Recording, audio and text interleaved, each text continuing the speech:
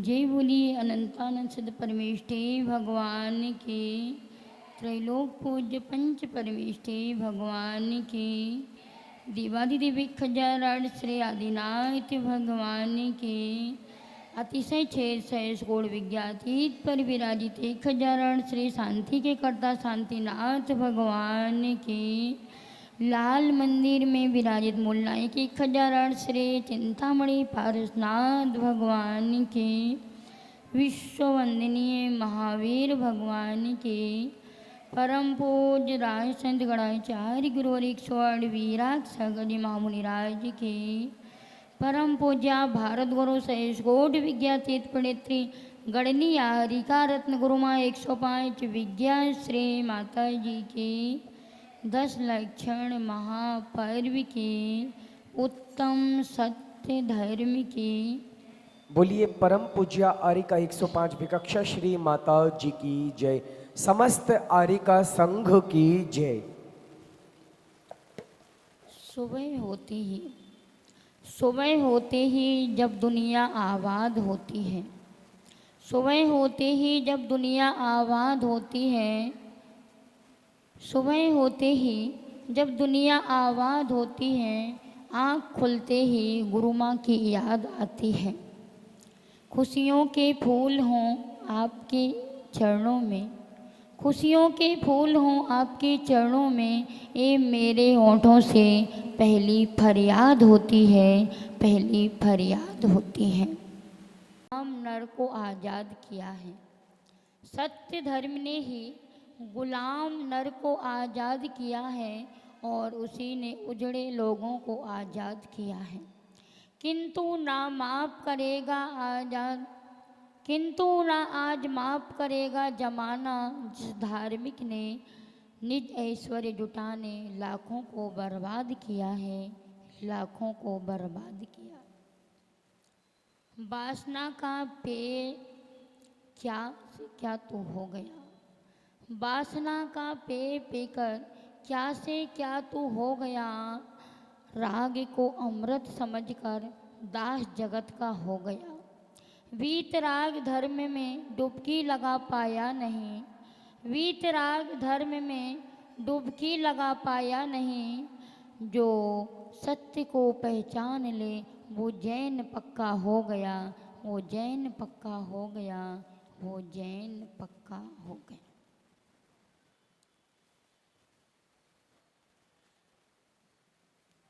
चलते हैं। आज 10 दिवसीय क्लास का 5वां दिन है। 5वां सब्जेक्ट हमारा आया है। आज 5वां दिन बोर्ड परीक्षा का दिन है।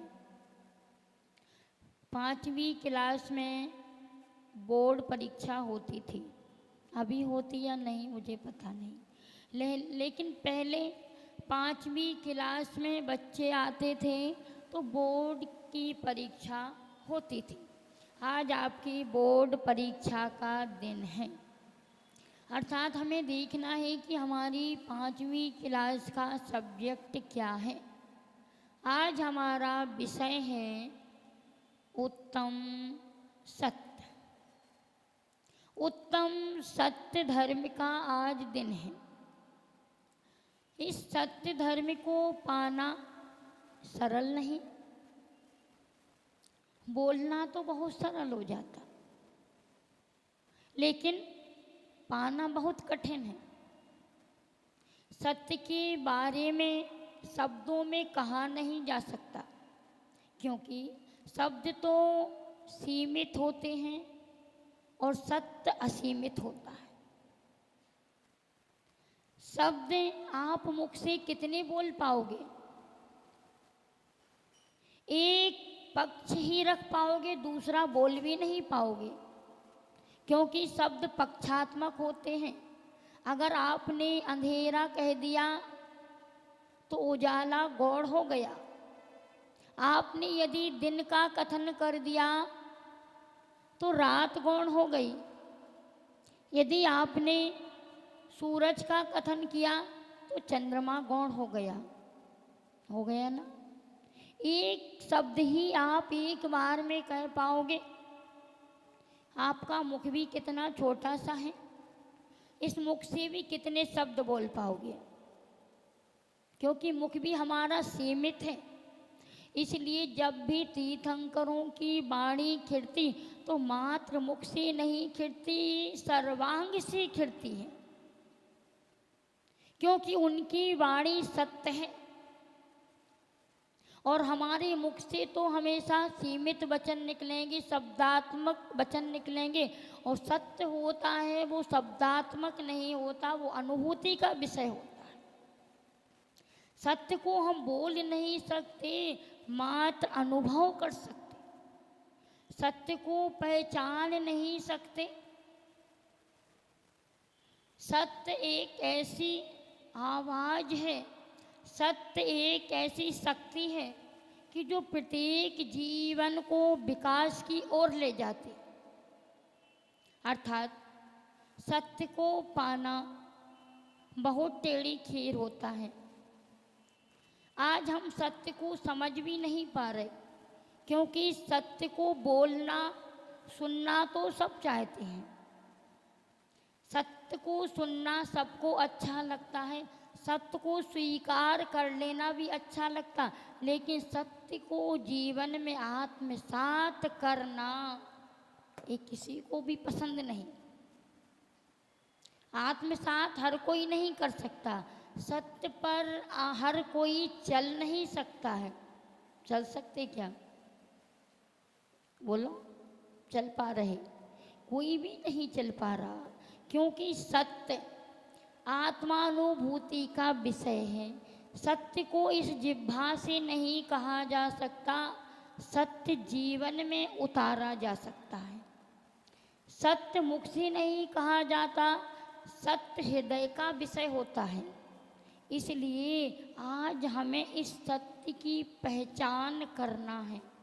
सत्य को पहचान लेना भी बहुत बड़ा हो जाता है।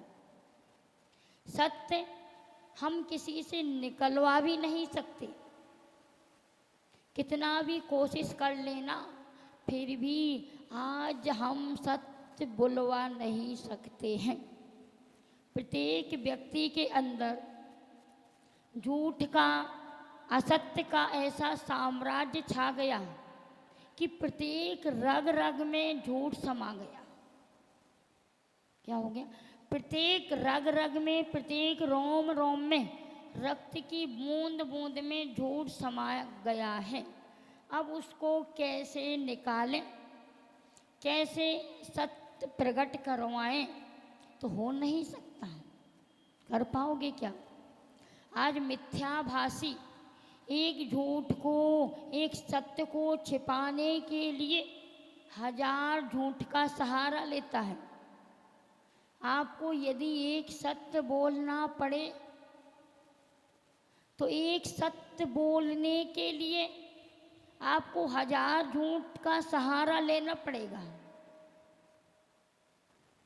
लेना पड़ेगा कि नहीं? एक सत्य को छिपाने के लिए पर ध्यान रखना, सत्य कभी छिप नहीं सकता, चाहे आप कितने भी अंदर, क्या भीतर से भीतर कितने पेट के अंदर थैलियों में रख लेना। सत्य छिपाना रुई में लपेटी आग के समान है, कहीं ना कहीं प्रकट हो जाएगा। कितना भी छिपा छिपा के रखना, कब तक छिपेगा? 2-4 दिन, 8 दिन।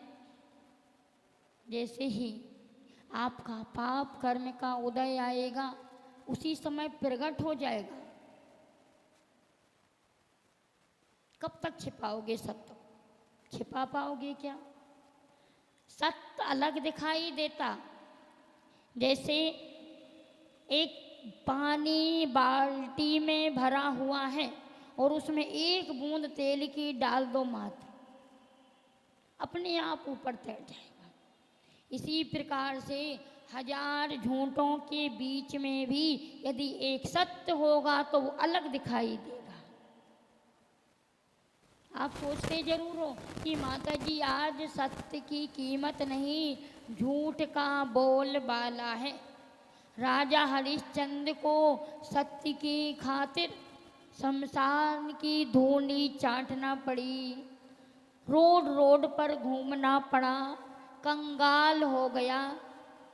यही सोचते ना, लेकिन फिर भी उन्होंने अपना सत्य नहीं खोया।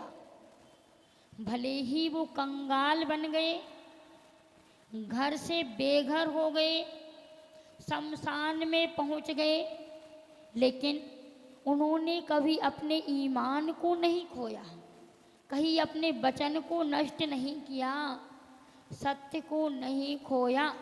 यही कारण है कि आज तक उनका नाम हम जैसे संतों के मुख पर आ रहा कि राजा हरिश्चंद्र सत्यवादी थे। सत्यमेव जयते, विजय हमेशा सत्य की ही होती है।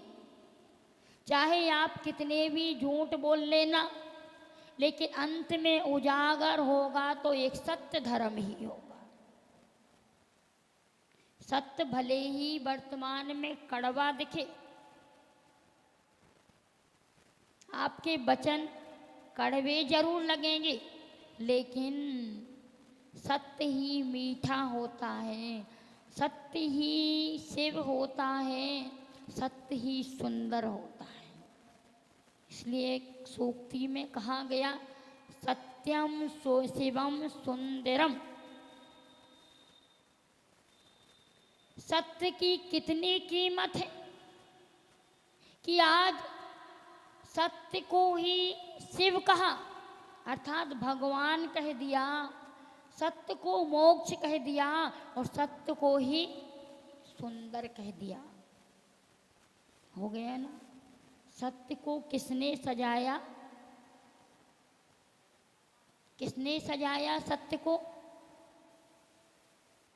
प्रमाण ने, शिव ने या सुंदर रूप ने? आप तो मात्र अपने रूप को सुंदर बनाने के लिए क्रीम पाउडर आदि लगा लगा करके सुंदर बनना चाहते हो, लेकिन जहाँ सत्य है वहाँ शिव है और वहीं सुंदर है। पर आज क्या करें, वर्तमान में हमने अपने सत्य को खो दिया, शिव को खो दिया, मात्र सुंदरता बची है। बची ना। सत्य और शिव गायब। प्रत्येक व्यक्ति के अंदर से आज सत्य गायब हो गया और झूठ का बोलबाला हो गया। आज हम झूठ को ही सत्य की पोशाक बना करके उसे प्रस्तुत करना चाहते हैं। प्रत्येक जगह आप देख लेना, झूठ का इतना बोलबाला है, इतना बोलबाला कि सत्य आदमी ने, अर्थात सत्य आदमी को पूर्णतया से दबा दिया जाता है। इस झूठ ने सत्य का पूरा गला दबा दिया। सत्य प्रकट करना भी इतना मुश्किल हो गया, क्योंकि 1000 मिथ्या दृष्टि जहाँ हैं, 1000 झूठ बोलने वाले जहाँ पर उपस्थित हैं, वहाँ एक सत्यवादी क्या कर सकता? अगर सत्य बोलेगा तो उसे पागल समझा जाएगा कि इतने लोग बोल रहे, वो झूठ है क्या? बोलो, यही होगा ना आज के ज़माने में। आज के ज़माने में विज्ञान का इतना बोलबाला हो गया कि उसने कह दिया पृथ्वी गोल है, तो आज प्रत्येक व्यक्ति के माइंड में बैठ गई। अगर शास्त्र कह दें, संत कह रहे कि पृथ्वी गोल नहीं, तो कोई मानने को तैयार है क्या? बोलो, यहाँ पर जितने लोग बैठे कितने मानेंगे? कौन मानेगा? ओनली इतने लोगों में 2-3 लोगों ने बोला कि माता जी मानेंगे, और शेष लोग। आज के बच्चों से यदि पूछा जाए, कोई मानने को तैयार नहीं, चाहे उन्हें कितने शास्त्रों के प्रमाण दे दिए जाएं, कुछ भी कर दिया जाए, क्योंकि आज विज्ञान ने इतना प्रचार प्रसार कर दिया कि आपके अंदर वो बात सेट हो गई और उसी को हम चंद्रमा पर पहुंच रहे, सबके अंदर बात सेट है ना, सब उसको सत्य मान रहे कि हकीकत है, सत्य है, चंद्रमा पर पहुंच गए। लेकिन ध्यान रखना, कभी भी देवता के ऊपर कोई पहुंच नहीं सकता। सूर्य चंद्र भी देवता हैं, ज्योतिषी नाम के देव हैं, देव गति के देवता हैं। तो ये हमारा जो भ्रम है इसको दूर कर देना है। तो मध्यलोक में देवता भी चार प्रकार के, एक वैमानिक देव होते जो विमानों में रहते, स्वर्गों में रहते, और जो ज्योतिष देव होते वो मध्यलोक में सुमेरु पर्वत के चक्कर लगाते। लोग कह देते कि पृथ्वी घूमती है, पृथ्वी नहीं घूमती, सूर्य चंद्रमा घूमते हैं। वो सुमेरु पर्वत के चक्कर लगाते, ना कि पृथ्वी घूमती। पृथ्वी घूमेगी तो आप उलट पुलट हो जाओगे, थोड़ा सा भूकंप आता है तो सारे धराशाही हो जाते। फिर पृथ्वी कैसे घूम सकती? ये भ्रम है हमारा। तो देवता भी मध्यलोक में हो सकते, रहते हैं। भवनवासी व्यंतर आदि मध्यलोक में एवं अधोलोक में रहते। देवगति है लेकिन रहना निवास स्थान कहीं भी हो सकता। भवनवासी का निवास स्थान भी हमारे मनुष्य लोक के नीचे है, चित्रा पृथ्वी के नीचे है कि नहीं? तो ऐसा नहीं कि ओनली स्वर्ग में ही देवता होते, मध्यलोक में भी व्यंतर जाति के देव, भूत पिशाच आदि कितने रूप बना करके कभी पर्वतों पर बैठे, कभी मंदिरों में बैठे। जितने भी आज मंदिरों में अतिशय हो रहा है, ये कौन कर रहा? देवी कर रहे। अभी कल भी अतिशय छेद सहस्कूट विज्ञात तीर्थ पर पुनः अभिषेक हुआ शांतिनाथ भगवान का सुगंधित जल से। तो ये कौन कर रहा? कर रहे ना। पर्यूषण पर्व में कोई श्रावक नहीं आए तो देवताओं ने आकर के अभिषेक कर दिया। चिंता मत करना। इसलिए लोग कहते ना कि माताजी भगवान की सुरक्षा कौन करेगा, अभिषेक कौन करेगा, पूजा कौन करेगा? अगर मनुष्यों को समय नहीं, आप नहीं आओगे तो देवता आकर करेंगे। आपको चिंता करने की कोई ज़रूरत नहीं। क्या आपको कोई ज़रूरत नहीं कि आप सारी चिंता करो। देवता आकर के भगवान की सेवा करेंगे। तो अपनी बात चल रही थी सत्य की। सत्य क्या है? सत्य एक गरुड़ की आवाज़ है। अगर गरुड़ की आवाज़ गूंजती है तो प्रत्येक स्थान पर पहुंच जाती। ऐसे ही अगर हमारा सत्य प्रकट होता है, उजागर होता है, तो उसकी आवाज़, उसका जो एक वाक्य है, प्रत्येक जगह उसकी चर्चा फैल जाएगी। राजा हरिश्चंद्र ने भले ही कष्ट उठाए, भले ही सूलियों पर चढ़ना पड़ा, लेकिन अंत में उजागर हुआ है सत्य। हुआ कि नहीं? आज उसी सत्य के खातिर ही हम उनको याद कर रहे।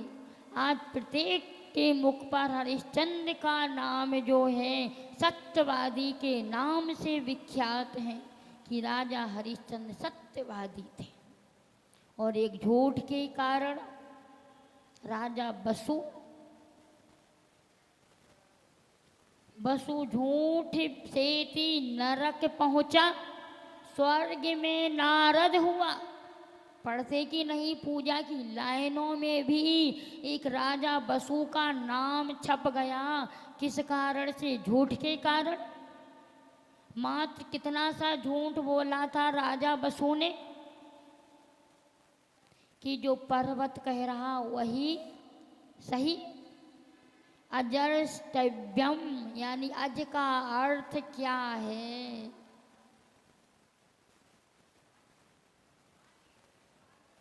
अज का अर्थ होता है सूखी धान। धान से किया गया होम या धान से किया गया यज्ञ सब कार्यों की सिद्धि करने में सहायक होता। अज का अर्थ धान था, लेकिन मात्र एक स्वार्थ के कारण राजा बसु ने इतना ही कहा था कि अज का अर्थ बकरा है। क्या मात्र इतना सा झूठ बोला, उसी समय सिंहासन सहित सीधे जमीन में धंस गया और नरक पहुंच गया। क्यों? उसका मात्र एक इतना सा झूठ जरूर था, पर उस झूठ ने कितनी हिंसाएं करवा दी। उस झूठ के कारण आज तक बकरा ईद चल रही, बकरे को काटा जा रहा, बकरे का होम और बलि चढ़ाई जा रही। ये किसके कारण? मात्र एक राजा के इतना सा झूठ बोलने के कारण। और हम तो कितने हजार झूठ बोल देते हैं। लेकिन एक राजा जो न्यायप्रिय होता है, जिसकी बात प्रत्येक प्रजा के लिए मान्य होती है, यदि ऐसा राजा ही गद्दी पर बैठ कर के झूठ बोलने लगेगा तो उसका प्रचार प्रसार सर्वत्र फैलेगा और सबके अंदर श्रद्धा का विषय बन गया कि राजा ने बोला, इसलिए कोई उसका उल्लंघन नहीं कर सकता। होता तो उसको मात्र अपनी जिह्वा से बोलने का इतना पाप नहीं, जितना सबकी श्रद्धा तोड़ने का लगा। और इतनी जो ईद चल रही, बलि चल रही, ये हिंसा का पाप एक साथ उसको जुड़ा कि वो सीधे साथ में नरक पहुंच गया। समझ में आ रहा कितना झूठ बोलना? बात बात पर झूठ बोलते। आज तो प्रत्येक बात पर आपकी जितनी भी क्रियाएं हो रही, चाहे सामाजिक क्रिया हो, चाहे राजनीति हो, चाहे धार्मिक क्रिया हो, चाहे आपका सोना बैठना उठना चलना खाना पीना बोलना, सब जगह झूठ का सहारा। चाहे आपका व्यापार हो, कुछ भी क्रिया हो, प्रत्येक क्रिया में आप झूठ का सहारा लेते हैं। ऐसा झूठ बोलती रहोगे तो कोई विश्वास भी नहीं कर पाएगा आपकी वाणी पर। कर पाएगा क्या? एक बार एक व्यक्ति वो व्यापार करता था गिरवी रखने का। अर्थात गिरवी का मतलब होता है, आज के लैंग्वेज में फाइनेंस बोला जाता है। गिरवी का व्यापार करता था, अर्थात प्रत्येक लोगों की सामग्रियां संभाल करके रखता था और उसके बाद ज़रूरत पड़ती जब वो आता तो वापस दे देता। और बड़ा विश्वास पात्री था, सबके लिए इतना अच्छा बोलता था कि मैं कभी झूठ नहीं बोलूँगा, मैं हमेशा सत्य के बल पर चलूँगा, हमेशा आप जो भी कार्य करोगे, जो भी रख के जाओगे, आपको सुरक्षित लौटा दूंगा। अर्थात इस प्रकार से, और जो भी आता था सबका सामान वापस देता। सबको विश्वास जम गया कि ये विश्वास पात्र है। लेकिन एक दिन गांव का एक जो सेठ था, तो वो बाहर विदेश जा रहा था, तो उसने भी सोचा कि चलो ये तो विश्वास पात्र है, इसके पास ही मैं अपने 5 रत्न रख देता हूँ। और वो सेठ 5 रत्न लेकर के उस व्यक्ति के पास गया और कहा कि मैं विदेश जा रहा, आप मेरे रत्नों को सुरक्षित रखना और मैं वहाँ से आकर वापस ले लूँगा। उसने कहा ठीक, आप निश्चिंत होकर जाइए, जब आप वापस आओगे तब आपके रत्न आपको सुरक्षित मिल जाएंगे। जैसे ही वो सेठ व्यापार के लिए विदेश पहुंचा, वहाँ पर उसने बहुत सारा धन भी कमाया, सब कुछ किया, लेकिन कहा जाता है कि जब पाप कर्म का उदय आ जाता तो सारा धन लुट जाता, सब कुछ लुट जाता। उसका भी अचानक जब वहाँ से वापस आना हुआ, जहाज में बैठा था, अचानक पानी का वो तूफान आया और पानी में जहाज डूबने लगा। उसका सारा धन आदि नष्ट हो गया, अर्थात उस पर इतनी विपत्तियां आ गई कि सेठ तो निकल गया, एक किनारे पर लग गया और वहाँ से विपत्तियों में फंस कर के जैसे तैसे उसने सोचा अब क्या करूं, सारा धन तो चला गया, लेकिन अब क्या करूं, घर तो जाना ही पड़ेगा। पुनः विदेश से घर आया और उसे घर आते ही याद आ गया कि मेरे 5 रत्न उस व्यक्ति के पास रखे हैं। उसका नाम था सत्यघोष। क्या था? सत्यघोष। तो चलो सत्यघोष से जाकर के मैं अपने रत्नों को लेकर के पुनः अपनी जीविका चलाऊंगा। जैसे ही सत्यघोष को पता चला कि विदेश से लौटकर सेठ जी वापस आ गए और वो आज इस कंडीशन में है कि उनके पास खाने के लिए भी कुछ नहीं बचा, तो सत्यघोष ने सोचा कि पक्का ये रत्न मांगने तो आएगा, और उसकी नीयत बदल गई। रत्नों को देख करके उसका मन ये भर गया कि मुझे ये रत्न चाहिए, अब कैसे भी हो मैं इन रत्नों को वापस नहीं दूंगा। और उसने इसके लिए एक छल प्रपंच रचना शुरू कर दिया।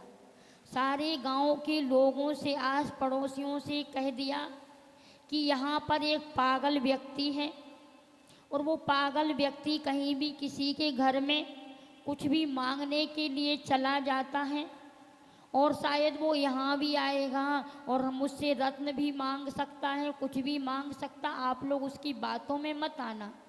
फटे पुराने कपड़े पहना होगा और पागलों जैसी हरकत करेगा मांगने के लिए।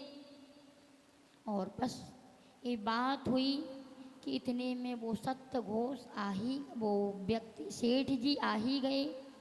कंगाल अर्थात स्थिति खराब थी, पुराने कपड़े पहने हुए थे।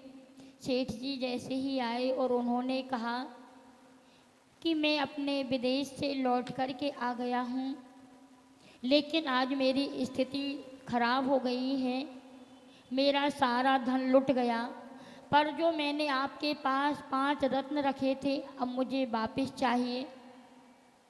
सेठ जी सत्यघोष कहने लगा कि देखो मैंने पहले ही कहा था कि एक पागल आने वाला है और वो इस प्रकार से रत्नों को मांगेगा। आप लोगों ने देख लिया, सामने आ गया कि मुझसे रत्न मांग रहा। कौन से रत्न, कैसे रत्न, कब दिए मुझे?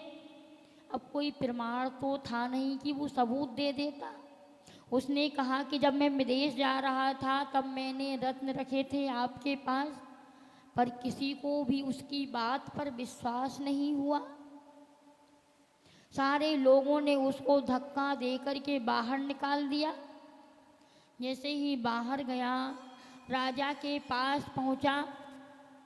राजा के सामने भी उसने यही बात प्रस्तुत की कि मैंने सत्यघोष के पास रत्न रखे थे 5 और वो देने के लिए मना कर रहा, मेरे रत्न को नहीं दे रहा। रानी भी वहीं पर बैठी ये बात सुन रही थी।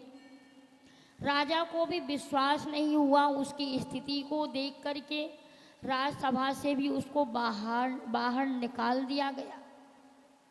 जैसे ही बाहर निकला तो वो एक पेड़ पर चढ़ गया और एक पेड़ पर चढ़ करके प्रतिदिन यही रट लगा रहा था, बोल रहा था मुख से कि मेरे 5 रत्न राजा ने ले लिए, वो सत्यघोष ने ले लिए, मेरे 5 रत्नों को छिपा लिया, मुझे 5 रत्न चाहिए, इसके अलावा कुछ नहीं। प्रतिदिन 6 महीने तक लगातार यही शब्द बोल रहा था। जब रानी ने उसके ये शब्द सुने तो रानी ने सोचा कि ये व्यक्ति प्रतिदिन इस वृक्ष पर चढ़कर यही वाक्य बोलता है, ये पागल तो लग नहीं रहा, क्योंकि अगर पागल होता तो कभी कुछ बोलता, कभी कुछ बोलता, कभी कुछ बोलता, लेकिन ना किसी को मारता है, ना ही कुछ गलत क्रियाएं करता। सज्जन भी दिख रहा, लेकिन मात्र ये 3 वाक्य ही प्रतिदिन बोल रहा। कुछ ना कुछ कारण तो है, इसका रहस्य पता करना चाहिए, पूछना चाहिए। अर्थात ये सत्य घोष का नाम ले रहा तो शायद हो सकता इसकी बात भी कुछ उजागर हो सकती, कैसे करें। तो रानी ने विवेक लगाया और उसने क्या, अपने कुछ 2-4 दूतों को भेज करके उस सत्य घोष को अपनी सभा में बुलाया, क्योंकि महिलाओं का विवेक भी कभी कभी इतना अच्छा हो जाता कि वो भी हर काम करने में सक्षम हो जाती। अगर विवेक से काम करो तो हर काम में सफलता मिल जाती। तो रानी ने विवेक से काम किया और कहा सत्य घोष से कि मुझे आपके साथ एक खेल खेलना है, और इस खेल में जो भी मैं जीतना चाहती वो जीत सकती हूँ, और आप भी जीतना चाहो तो आप भी जीत सकते। रानी ने चौपड़ आदि खेल खेलना शुरू कर दिए। सत्यघोष के साथ जैसे ही रानी ने खेलना शुरू किया कि रानी ने उसकी स्वर्ण मुद्राएं जीत ली, उसके बहुत सारे आभूषण जीत लिए, उसमें एक अंगूठी जो विशेष रूप से थी वो भी जीत ली। और रानी ने अपनी दासी को बुला कर के अंगूठी देकर के कहा कि अंगूठी लेकर के सत्यघोष की पत्नी के पास जाओ और उससे कहना कि सत्यघोष ने अंगूठी दी और वो 5 रत्न जो आपके पास रखे वो रत्न मंगाए हैं। तो रानी ने कहा कि मैं आप पर विश्वास नहीं करता जब तक सत्यघोष की जनेऊ में जो चाकू लगा है, जो छुरी है, जब तक वो मेरे पास नहीं आएगी तब तक मैं विश्वास नहीं कर सकती। तो दासी ने आकर के रानी को ये बात बतला दी। रानी ने पुनः खेल खेला और उस खेल में वही चाकू और जनेऊ जीत लिया। वह जीत लिया और वह जीत कर के दासी को दिया। जैसे ही दासी ने जनेऊ दिखाया कि सत्यघोष की पत्नी ने वो 5 रत्न निकाले और उस व्यक्ति को दे दिए। जैसे ही वह 5 रत्नों को लेकर के रानी के राजसभा में आया और रानी ने बहुत सारे रत्नों में वो सारे 5 रत्न मिला दिए और उसी समय उस सत्यघोष को बुलाया और उसी समय उस व्यक्ति को जो पेड़ पर था उस सेठ जी को बुलाया और उनसे कहा कि आप अपने रत्नों को पहचानो, आपके रत्न इसमें से कौन से हैं, ले लो आपकी यदि इसमें रत्न हो तो। और उस सेठ जी ने उसमें से अपने 5 रत्नों को छांट लिया।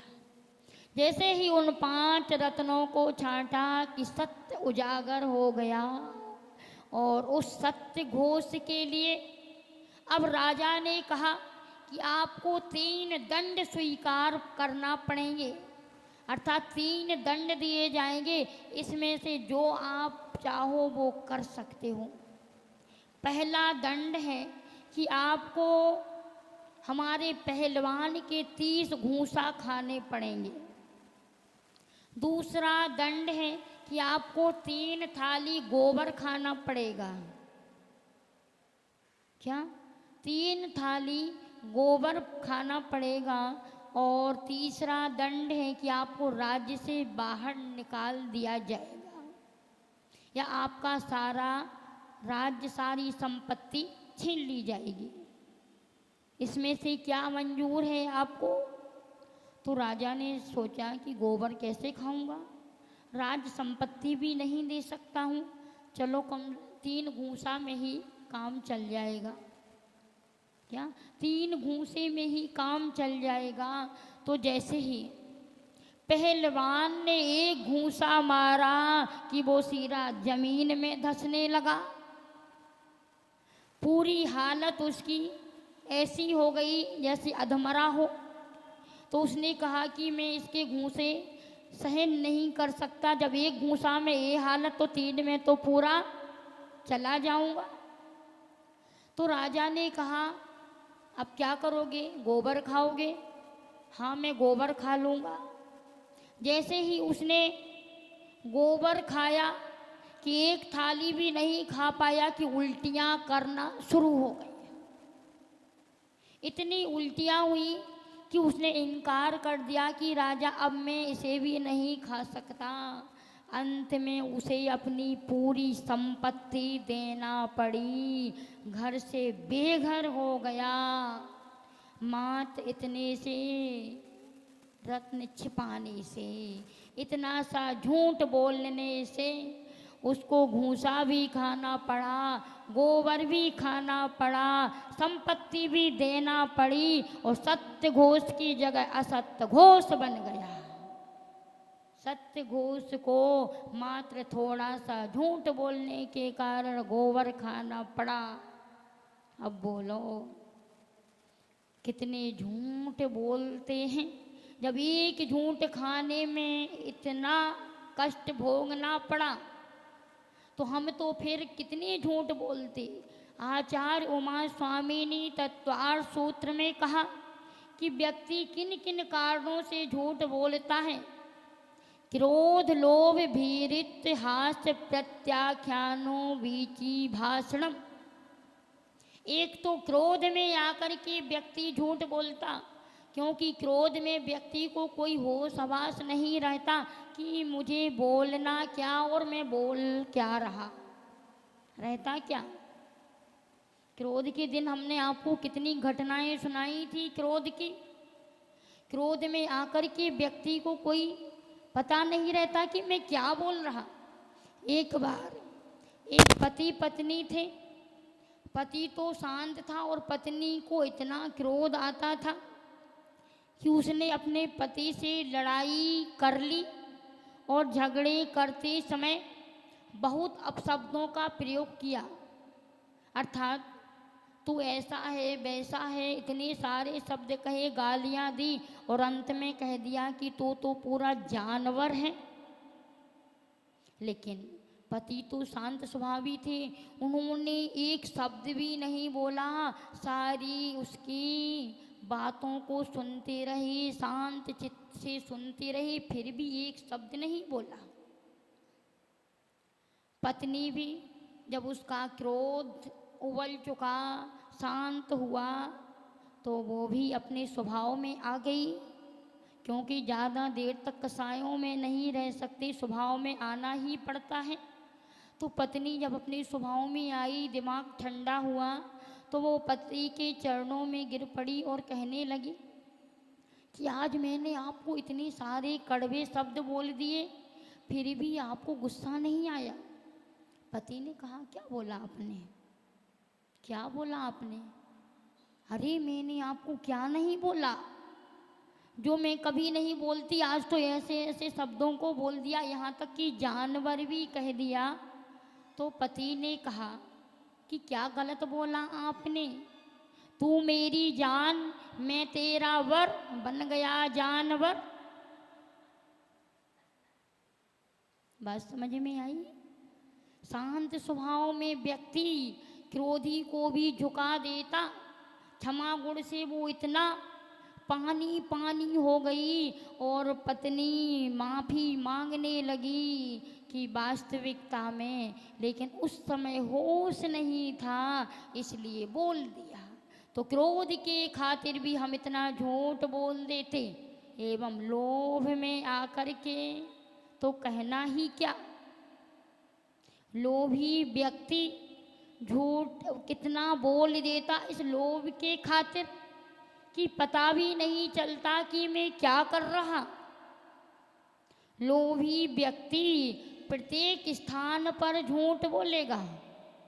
लोभ में आकर अगर किसी को पद का लोभ आ गया, मद का लोभ आ गया, पूजा का लोभ आ गया, संपत्ति का लोभ आ गया या परिवार का लोभ आ गया तो वो वहाँ सत्य बोल नहीं सकता है। इसलिए लोभ के खातिर भी हम झूठ का सहारा लेते हैं और प्रत्येक समय झूठ बोलते रहते। इसलिए लोभ के कारण जब व्यापार करते हैं तो व्यापार में कितने कितने झूठ बोलते हैं। भले भी मिलावट की चीज़ हो, नकली चीज़ हो, फिर भी आप ग्राहक को क्या बोलोगे। कोई महिला यदि आपकी दुकान पर सामग्री खरीदने आ जाए, साड़ी लेने आ जाए, भले ही कितने रद्दी क्वालिटी की हो, फिर भी आप कहोगे कि बहन जी ले जाओ, बहुत सुंदर है, नया माल आया है, आपके ऊपर बहुत जमेगी ये साड़ी। बोल देते ना, कैसे कैसे शब्दों का प्रयोग कर देते, ये लोभ के कारण। लोभ ने इंसान को आज इंसान रहने भी नहीं दिया। हमें जो बात बोलने वाली नहीं फिर भी हम बोल देते। लोभ के कारण एवं भय के कारण कहीं हमारा सत्य प्रकट ना हो जाए, कहीं हमारी चोरी प्रकट ना हो जाए, कभी हमारा रहस्य खुल ना जाए, इस डर के कारण अगर मैं पकड़ा गया तो क्या होगा, जेल पहुंच जाऊंगा, मुझे दंड भोगना पड़ेगा, मैं सबके नज़रों में गिर जाऊंगा। ये भय के कारण कितना झूठ बोल देते, बोलते कि नहीं।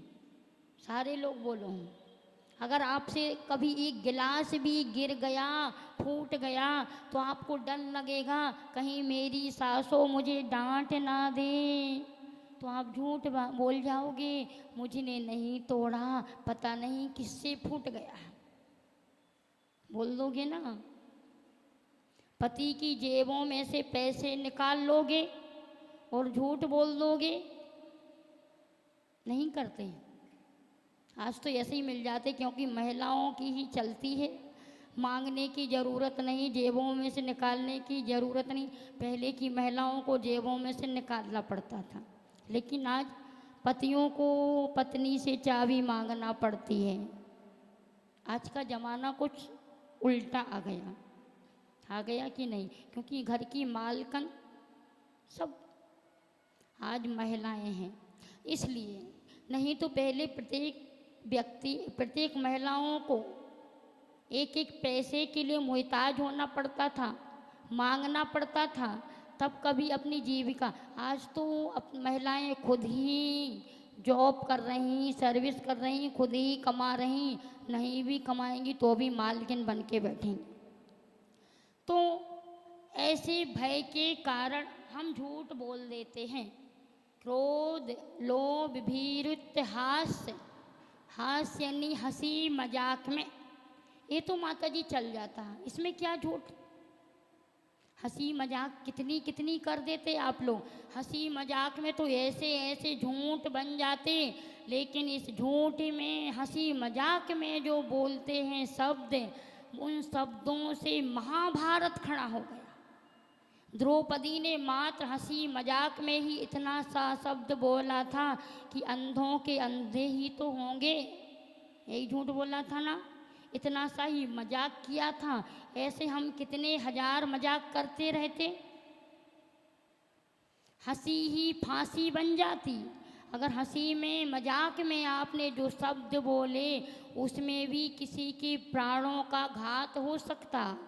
अगर आपको बोलना है तो आचार्यों ने कहा कि हित मित प्रिय वाणी बोलो, इसी का नाम सत्य है। हित का मतलब हो जिसके हित में हो, आपके उन वचनों के माध्यम से किसी का अहित ना हो जाए, अहित ना हो जाए, हिंसा ना हो जाए। इसलिए आप ऐसे शब्द बोलो कि जिसमें प्रत्येक व्यक्ति का हित छिपा हो।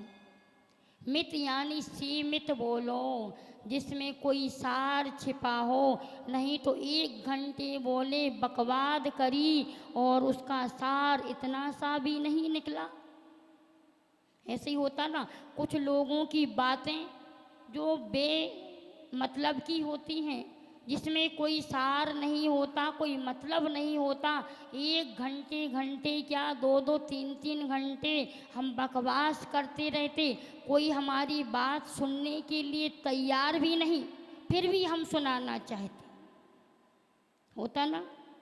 कभी देखना, अगर आप जितना ज़्यादा बोलोगे तो लोग कहेंगे चुप हो जा, बहुत सुन लिया, बोलते ना।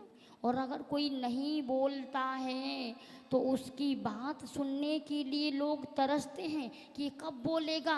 उसके एक शब्द की भी इतनी कीमत करेंगे कि ये बोल तो जाए, क्यों नहीं बोलता। अगर जिस दिन हम मौन धारण कर लेते तो सारे लोग कहते माता जी 2 शब्द तो बोलो। हमारी गुरु माँ यदि एक दिन मौन ले लें तो हम लोग ऐसे तड़प जाते, सारे लोग आकर के माता जी कुछ तो बोलो, भले आशीर्वाद शब्द बोल दो पर अपने मुख से बोलो तो सही। क्यों बोलते?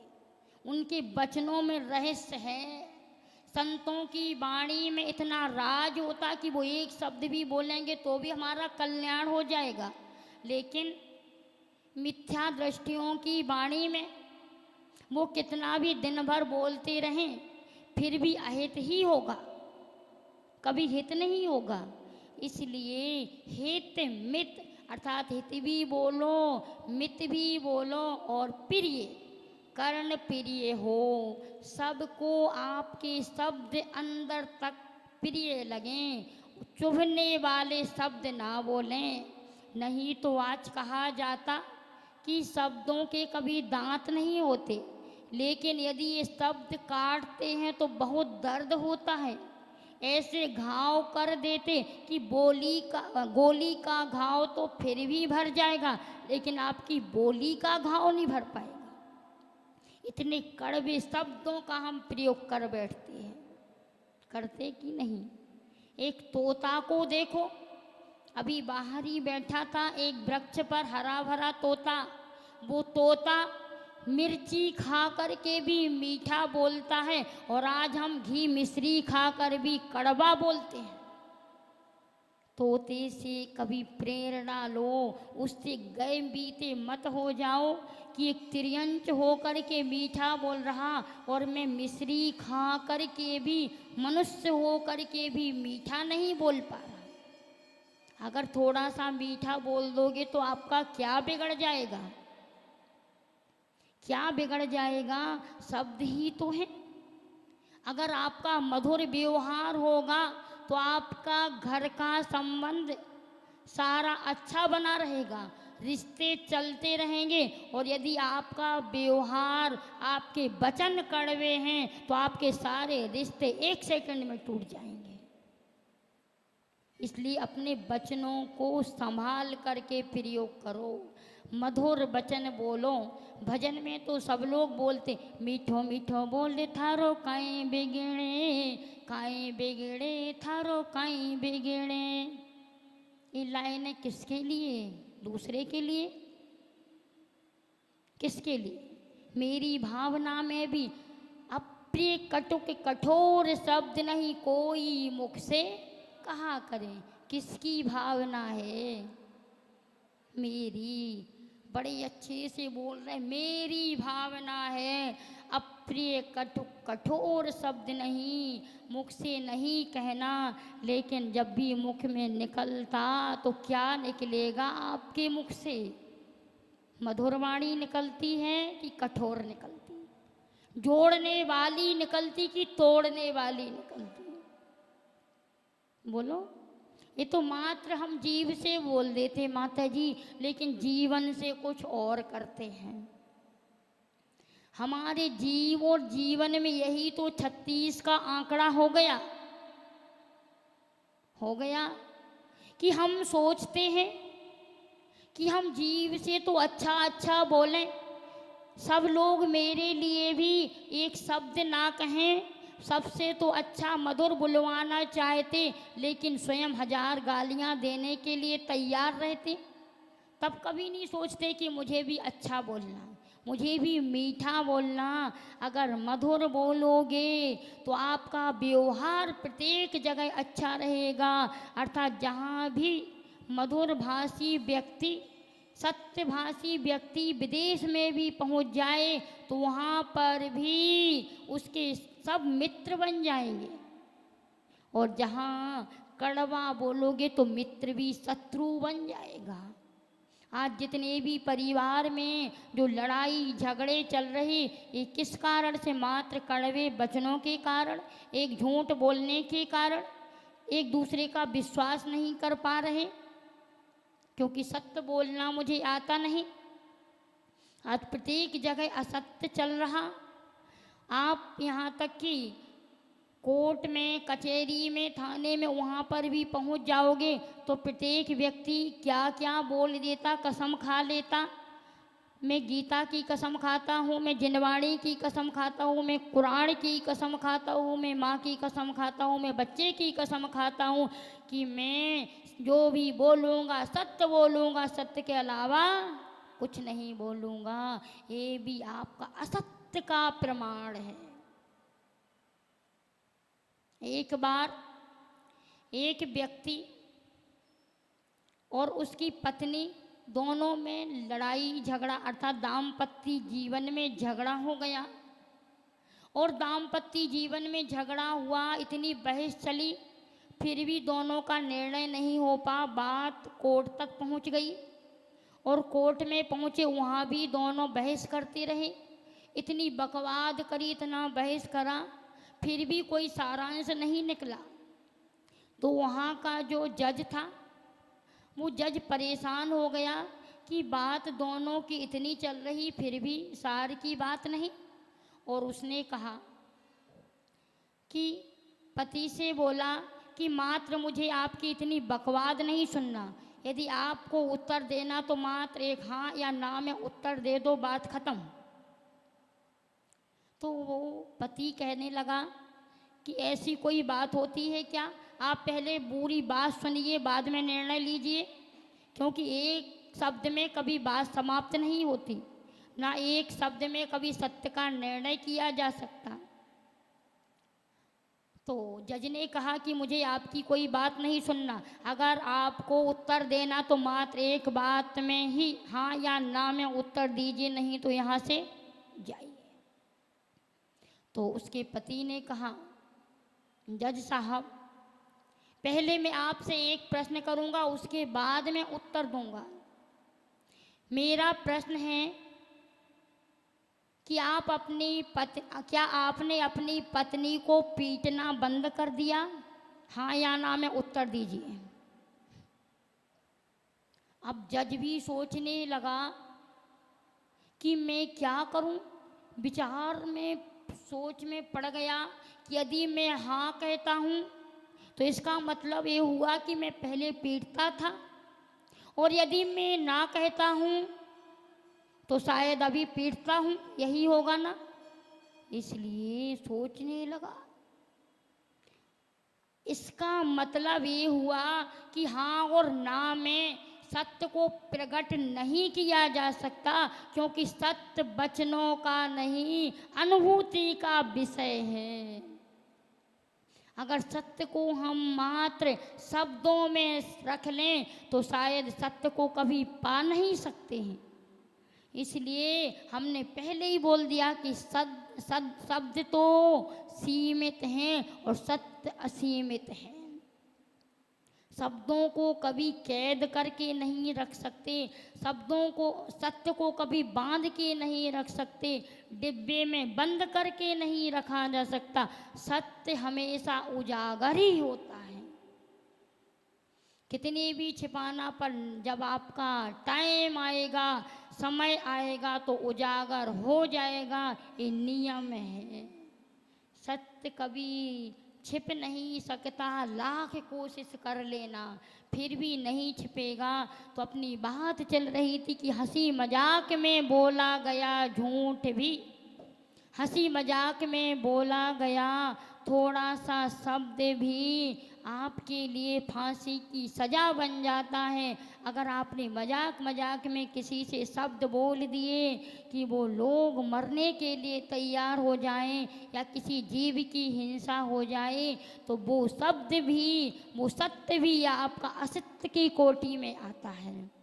अगर आपने एक कहानी सुनी होगी कि एक शिकारी ने अपनी मुट्ठी में एक चिड़िया को बंद कर लिया और एक मुनिराज के सामने जाकर पूछा कि बोलो ये चिड़िया मरी है कि जिंदा। आप कहोगे, आप होते तो क्या कहते? जिंदा है, यही बोलते ना। चिड़िया जिंदा थी, तो अब मुनिराज ने सोचा कि यदि मैं जिंदा कहूँगा, सत्य तो है, पर ये चिड़िया की जान चली जाएगी, ये मार देगा और कहेगा कि देखो आप झूठ बोल रहे हैं। क्या? क्योंकि प्रत्येक व्यक्ति आज सबका झूठ आरोप लगाना चाहता है। तो उसने भी सोचा और मुनिराज से पूछा। तो मुनिराज पहले तो पद्मासन में बैठे थे और तुरंत उन्होंने अपने विवेक से काम किया, युक्ति अपनाई और पद्मासन की जगह गवासन में बैठ गए। और मुनिराज ने कहा कि जब से मैं यहाँ पर इस अवस्था में बैठा हूँ, तब तक के लिए ऐसी ऐसी उक्तियाँ निकाल लेते मुनिराज भी।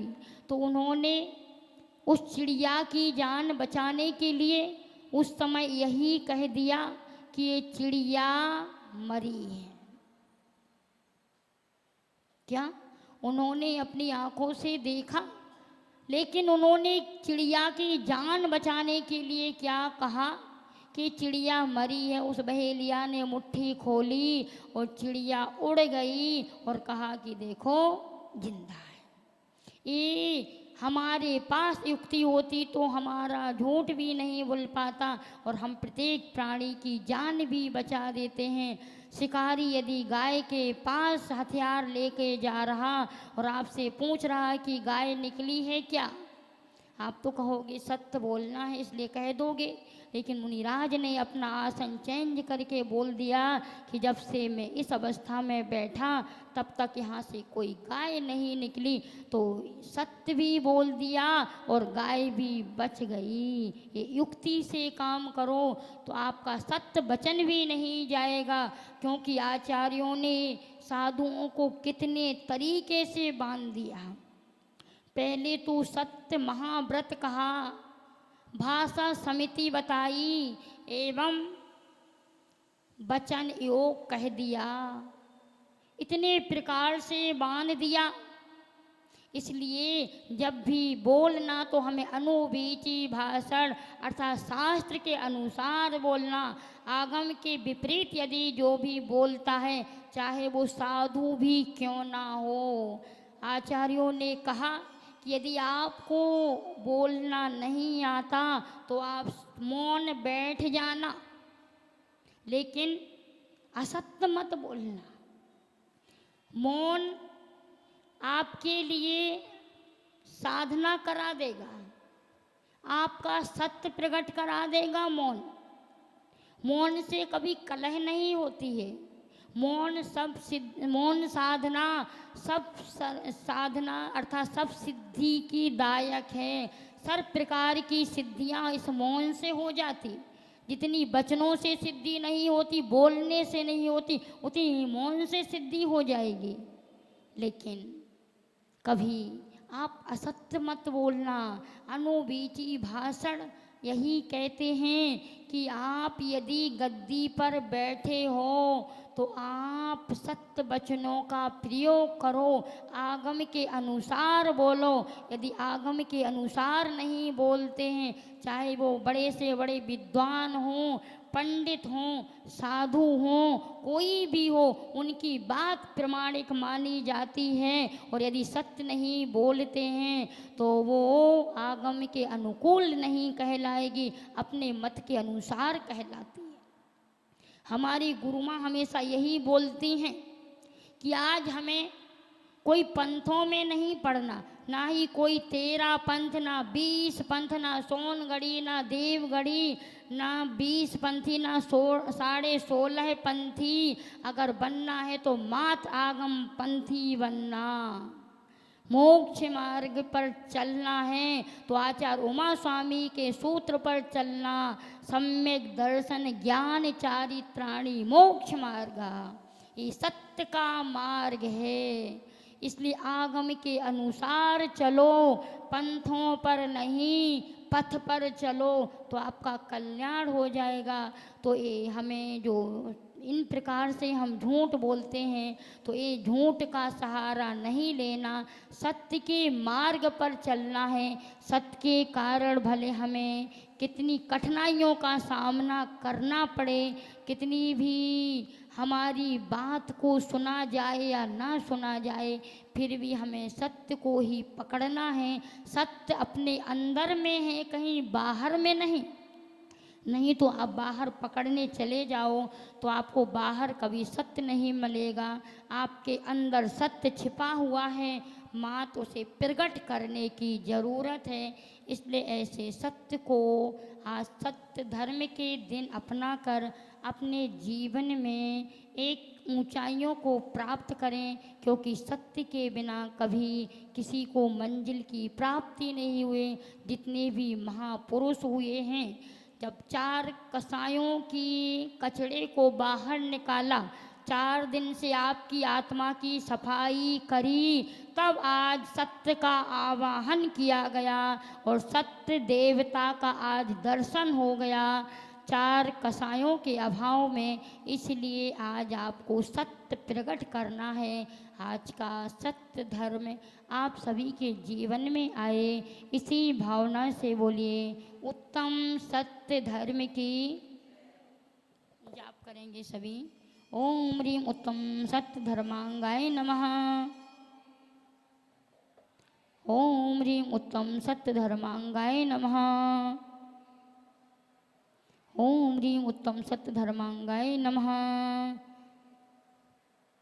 बोलिए उत्तम सत्य धर्म की परम पूज्य गणनीय हरिका गुरु माँ विज्ञा श्री माता जी की पूज्य आर्यका 105 कक्षा श्री माता जी की जय।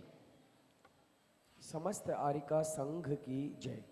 आज का नियम है झूठ नहीं बोलना। हो पाएगा? छोटी मोटी झूठ तो आप नहीं वो कर पाओगे, लेकिन बड़ी बड़ी झूठ मत बोलना। नहीं तो अगर झूठ का ले लोगे ना, आपसे कोई ने पूछा कितने बज गए, अगर 2:25 हुए आपने बोल दिया 2:30 बज गया, तो वो भी झूठ हो गया, है ना। इसलिए बहुत सोच समझ के, है ना, इसलिए मौन भले रह जाना पर बोलना मत, है ना। तो झूठ अर्थात जो बड़ा बड़ा झूठ जिसके कारण किसी जीव की हिंसा ना हो जाए, किसी को आपके वचन तीर की तरह चुभ ना जाए, ऐसा झूठ मत बोलना। एवं दूध का त्याग कर पाओगे? आज दूध की रस्सी है। अच्छा, आज मावा नहीं खाओगे, ठीक है, मावा नहीं खाना।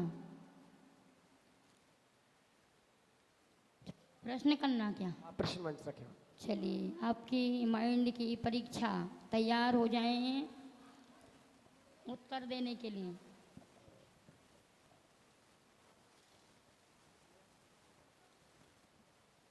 ये क्या है? इनाम है? अच्छा सामग्री का।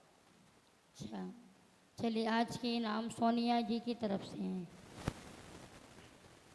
तुम लोग देखो, इतनी अगर कम से कम लाते नहीं हो तो तालियां तो बजा सकते हो। इसमें भी प्रोत्साहन बढ़ता है। ज्ञान की अनुमोदना करना, दान की अनुमोदना करना, इससे लोगों का प्रोत्साहन बढ़ता है, जिससे हमारे अंदर भी ज्ञान की, दान की प्रवृत्ति के संस्कार आते हैं। इसलिए तो अनुमोदना की जाती है। दान की जब भी बोलियां लगती तो आप लोग तालियां क्यों बजाते हैं? क्योंकि दान की अनुमोदना है। जब कोई प्रश्न का उत्तर देता तो तालियां क्यों बजाते हैं? ये ज्ञान की अनुमोदना है। तो चलिए,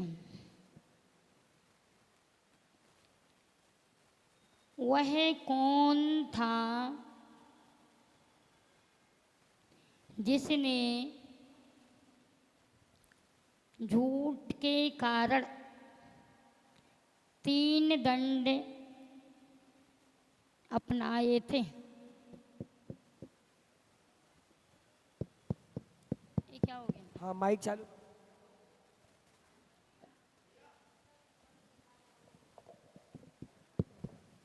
ओम ओम।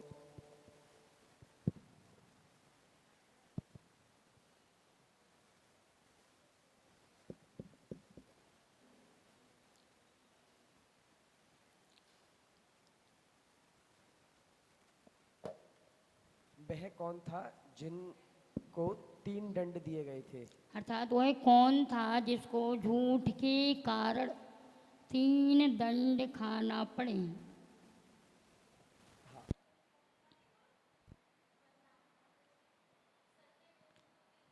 सत्य घोष। जवाब बिल्कुल बहुत सही सुंदर। है।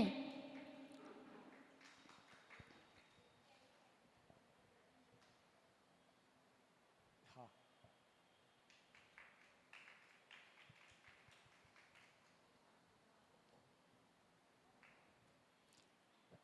व्यक्ति किन किन कारणों से झूठ बोलता है? हाँ, माता जी ने बताया था, एक उदाहरण भी दिया था तत्वार सूत्र का, किन किन कारणों से झूठ बोलता है। हाँ पीछे से आप बताएं। हाँ आगे जाए।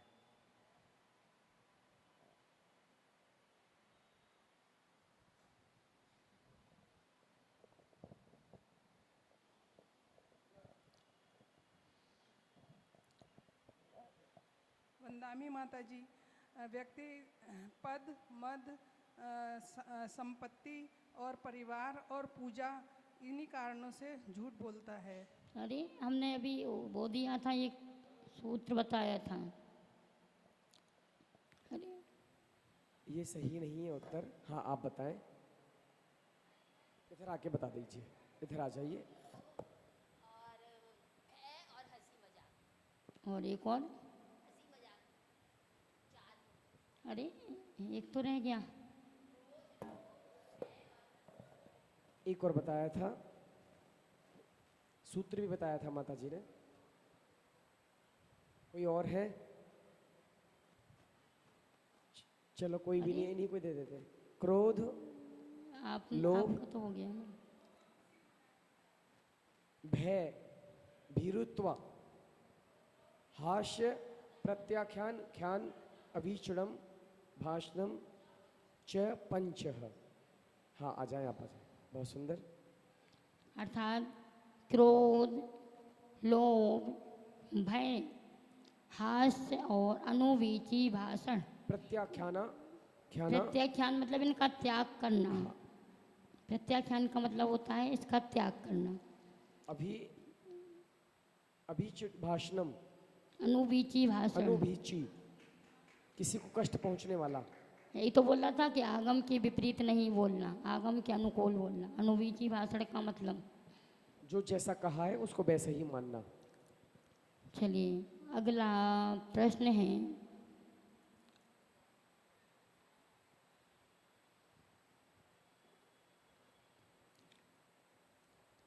कोर्ट में गए व्यक्ति ने जज से क्या प्रश्न किया था? एक विनोदात्मक प्रश्न था, वो आपको बताना है। हाँ पीछे से हाँ। भैया जी आप आए। हाँ आगे आके बदनामी करके बताएं। माइक ले लीजिए। सभी लोग सुन लेंगे। बदनामी करें माता जी को। जिससे पूछा था क्या तुम अपनी पत्नी को मारते हो? चलिए जवाब बिल्कुल सही है। बहुत सुंदर अर्थात जवाब। क्या आप अपनी पत्नी को मारना बंद कर दिया है? बहुत सुंदर।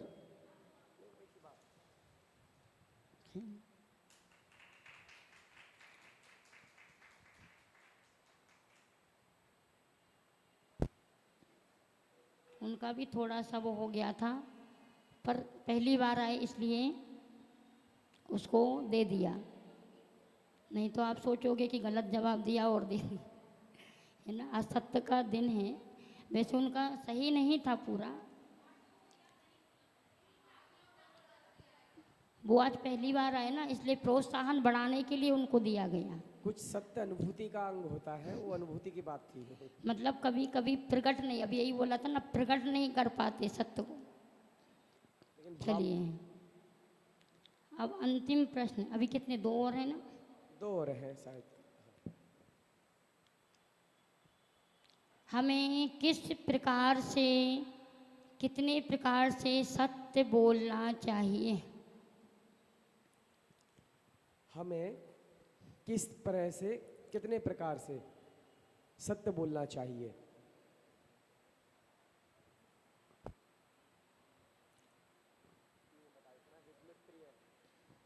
हाँ आप बताएं। आपको तो मिल गया, इनको तो मिल गया ना? अच्छा आप बताएं, माइक ले लो। चलो कोई दिक्कत नहीं, सास बहू कोई दिक्कत नहीं। हित मित प्रिय वचन से चलिए, हित मित प्रिय वाणी बोलना चाहिए, जवाब बिल्कुल सही है। वचन समिति इसी का नाम है, हित मित प्रिय।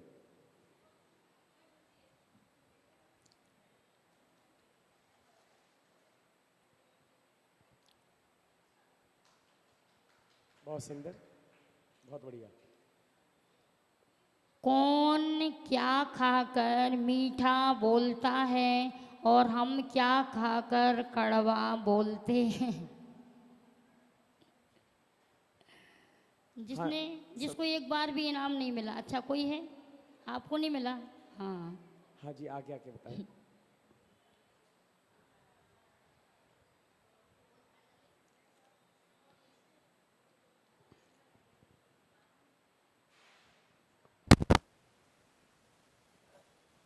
प्रणामी माता जी।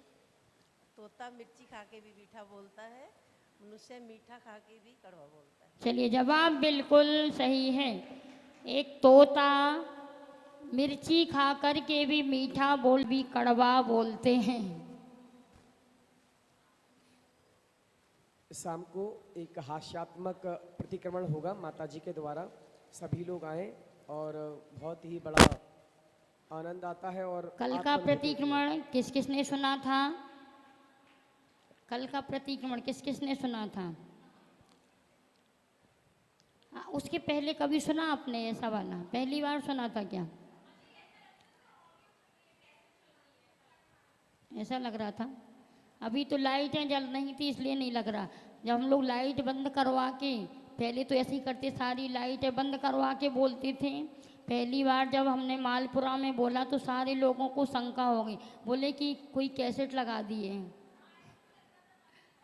बोले कैसेट चल रही है ऐसा लग रहा। तो सबको शुरू में ऐसे ही लगता है, बाद में जब देखते ना, फिर इसलिए लाइट बंद करवाना। पर जो कल प्रतिक्रमण था माताजी, वो अद्भुत था और पूरी आत्म अनुभूति थी। तो वही तो, इसीलिए तो बोला था। न कौन कौन सी 84 लाख योनियों के दुखों को इस तरह लेकिन से थोड़ा वर्णन करा। लंबा हो गया था, है ना? नहीं, बीच में आ गए थे ना आरती वाले। अब आज होगा, आज भी प्रतिक्रमण विशेष होगा। वो प्रवचन करते, ये भी आपने सुन लिया तो उसी में से आपको 5 प्रश्नों के उत्तर मिल जाएंगे। इसलिए सभी को प्रतियोगिता भरना है। तो ही जपो दिन रेन, जो तेरा शरणा गए सो पावे सुख चैन। देवी भजो अरिहंत को, गुरु सेवा निर्ग्रन।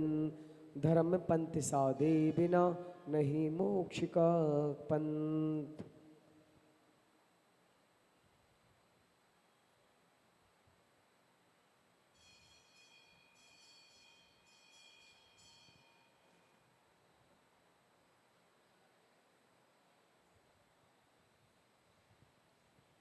जवली 10 लक्षण महापर्व की जय। परम पूज्य आर्यिका 105 विकक्षा श्री माता जी की जय। समस्त आर्यिका संघ की जय।